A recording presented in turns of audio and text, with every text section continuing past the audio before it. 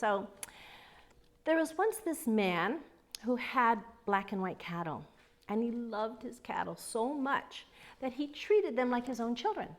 And every morning he'd go out and he'd milk his black and white cattle, and they would give him white frothy milk. Well, one day he goes out to milk his black and white cattle, and there's no milk. He goes, well, that's weird. The next morning he goes out to milk his black and white cattle again, still no milk. So he moves the cattle to a place where the grass is greener, thinking this will solve the problem. Third morning he goes out to milk his black and white cattle, no milk.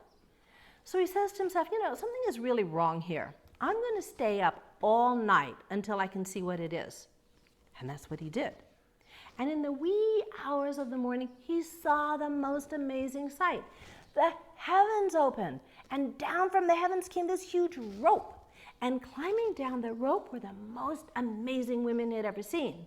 And they were carrying calabashes. And they took the calabashes, and they went over to his black and white cattle, and they milked the white frothy milk. Well, the man didn't care about the milk. These women were the most amazing women he'd ever seen.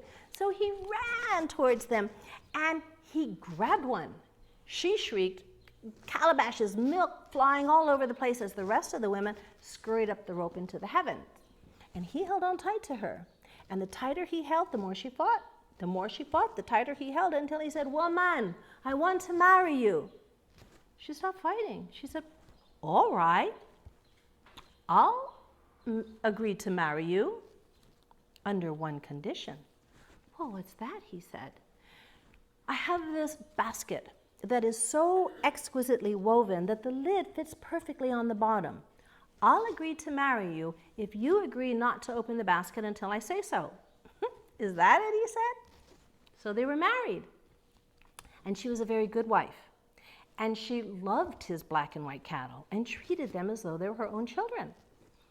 So one morning, she was out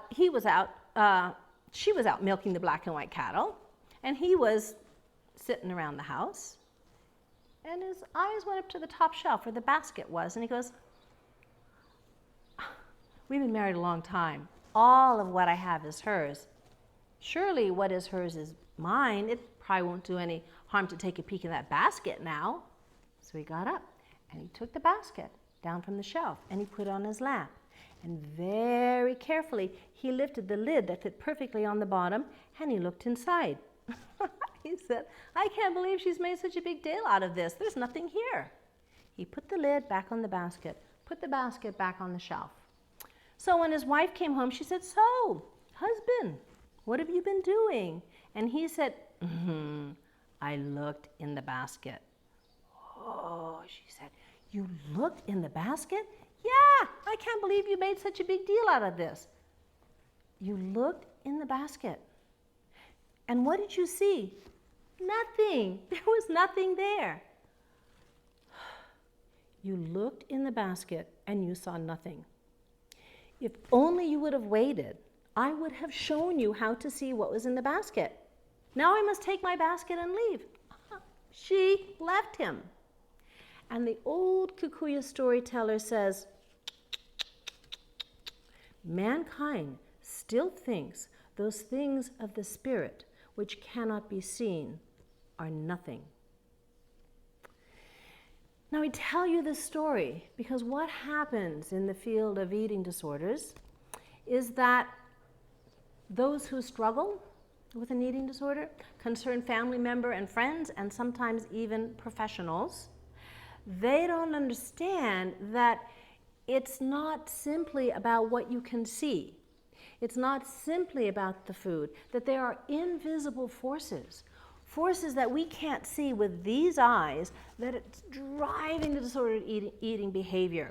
And if you're only looking at the number on the scale or the fat on the body or counting how many calories, you're not going to get to those invisible things that are driving the disordered eating.